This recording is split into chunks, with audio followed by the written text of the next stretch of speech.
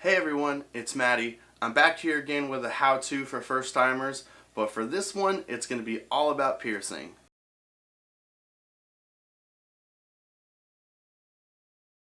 Before going into the tattoo shop to get pierced, research your piercing.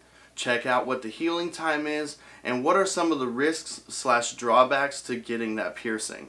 While you're looking at that piercing, go ahead and research many other piercings. You're going to want to know what these piercings look like so that when you go into the shop, you can look at that piercer's portfolio and make sure that they are professional and they know what they're doing. After you've done a bit of research, you can then find a reputable piercer. Once you find a reputable piercer, go ahead and give them a call and ask them a few questions about their procedures and what type of jewelry that is going to be used. The jewelry that should be used is going to be titanium. The reason for titanium is because it's biocompatible, body fluid resistant, and it has the lowest trace amounts of nickel in it. When your piercing is healed, you can then move to 316L or 316 LVM stainless. 316L and 316 LVM will have a higher nickel concentrate, so for those of you that have a metal allergy, discuss this with your piercer. Which brings me to, let your piercer know ahead of time if you have any blood disorders or you're on any medication or you have any allergies such as latex. Also let them know if you're on any steroids, and that does include acne cream steroids, and ask them about what you should eat beforehand and what you should do before going into the shop to get pierced. After asking questions to the piercer, if you feel comfortable, go ahead and make an appointment to get your piercing done. When going into the shop, take a look around. Is it clean? Is it an environment that you want to be around? And then immediately go check out the piercer's portfolio. When meeting the piercer, is the piercer clean looking? Is their clothes clean? 99% of piercers that I know are super germaphobes and super neat freaks. Like, won't shake your hand, won't touch any doorknobs, nothing. They are super germophobic. If you feel comfortable with your piercer, proceed. Most places have a separate area for piercing and tattooing. Most states and counties require a separate place to pierce from the tattoo as well. When tattooing, there is a big cloud of blood plasma and all sorts of stuff in the air, and you don't want to get that anywhere near the open wound. A tattoo and a piercing is completely different. A tattoo is a minor flesh wound, a minor skin abrasion, and a piercing is a through and through wound. It's a lot deeper of a wound as well. So now that you're in the room, listen to your piercer. Listen to the instructions that they give you. A lot of people do like to bring their friends with them to get pierced. This is kind of a bad idea because your friends are going to be sitting in the lobby. If you do want to record the piercing, please ask your piercing artist first to see if they're comfortable being recorded. If your friends come back with you, most piercers, if at all, will allow 1 to 2 people to come back with you for moral support. But you cannot hold their hand. Your friends that came with you have not washed their hands, they're not wearing a mask or anything like that. The reason why a piercer would wear a mask is because we don't want to breathe on the wound or get any of the bacteria in our mouth onto your wound. Let your friends know ahead of time before they come back with you to not distract you. You need to be paying attention to the piercing artist. The piercing artist is trying to clean off the skin and trying to mark it properly, so you must listen to their instructions. Your friends are going to try to calm you down by making jokes, etc. And also with your friends back there, some people do kind of over-exaggerate things, and sometimes it makes them more nervous. Honestly, your piercer should make you feel comfortable and should make you feel safe. While you're in the piercing room, you need to look for these things. This is a sterile pouch. Now, the sterile pouch will have an instrument or jewelry or needle on the inside of it, and it will have 2 different colors. This color over here is for when it is chemically processed. This color over here is when it is steam processed in an autoclave. Now, this one is steam processed, so it goes from a light blue color to a dark gray or black color to let us know that it has been ran properly and sterilized. There is an exception to this. Most high-end shops have a Statum or a Speedclave in which gloves, sterile packs, and utensils and needles and jewelry can all go in one tray. Put it in there, speed cycle is run, and they can work out of that. So it's sterilized right in front of you.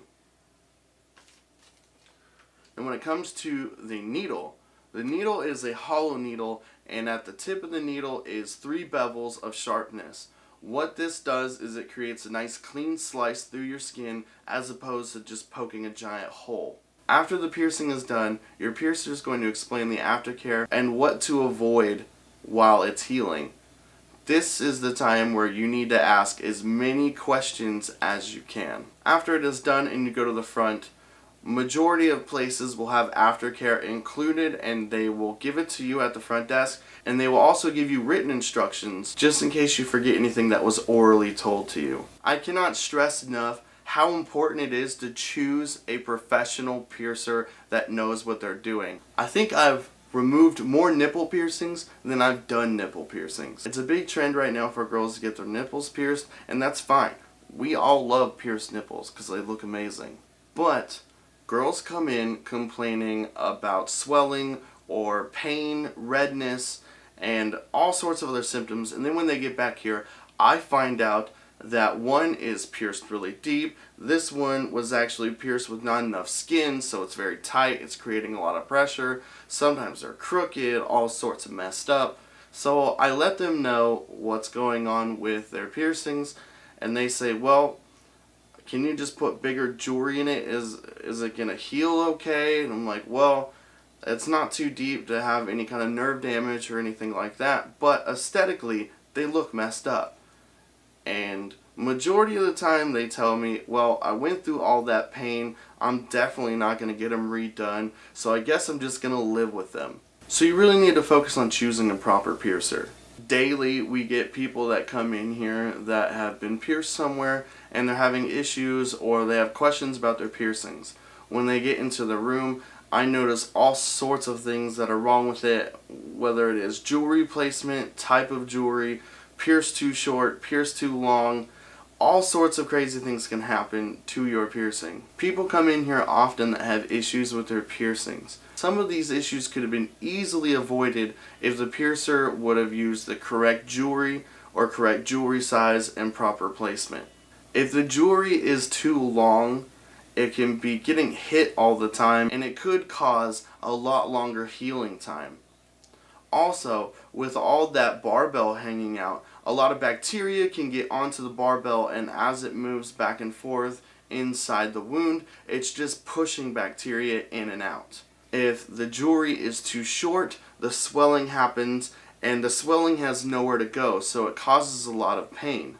Sometimes if it's not pierced properly, aka too shallow, I've seen people with their navels pierced and the skin will actually grow the piercing out, or it will migrate and the navel will actually be split in two. Same with the cartilage or industrials. Industrials have a huge problem with this, of people sleeping on them or not having the proper anatomy. When you see a really awesome piercing on the internet that you want to get, you may not have the proper anatomy for that piercing.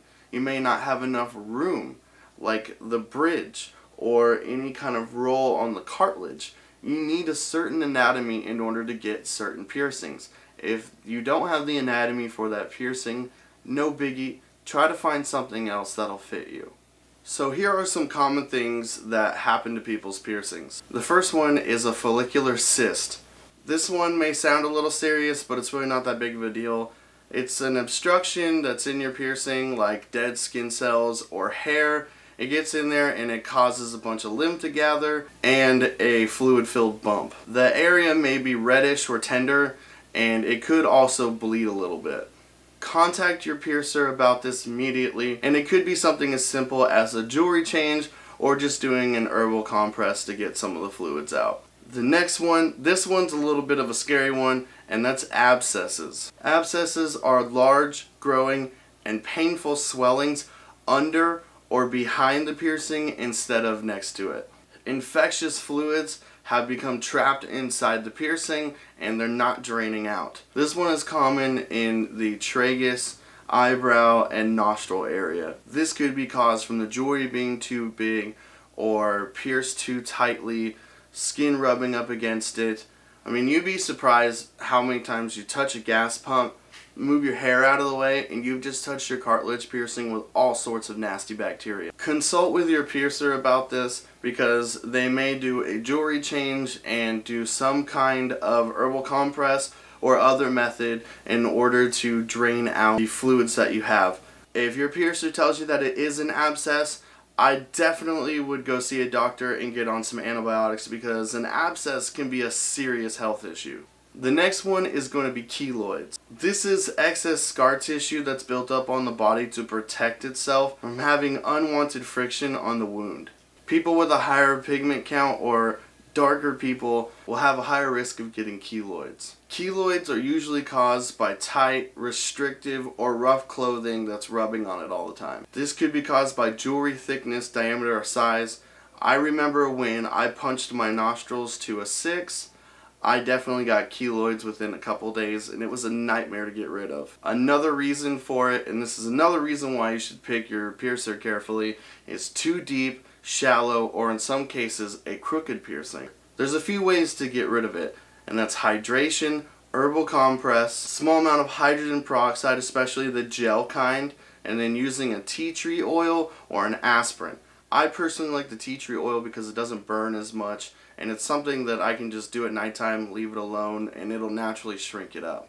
Now, other people do like to use the aspirin. If you're allergic to aspirin, definitely, I like to do the tea tree oil method instead, but the aspirin will literally burn it off of your skin. So, I hope you guys found my video informative, and I hope you guys liked watching. If you have any questions for me, leave it down in the comments below, and I'll get back to it as soon as I can. I really appreciate everyone that's been subscribing to my channel and all the positive feedback that I've been getting. If you can, leave a like on this video to let me know to make more videos like this. If you'd like to see more of my content, don't forget to subscribe, and I'll see you guys in the next video.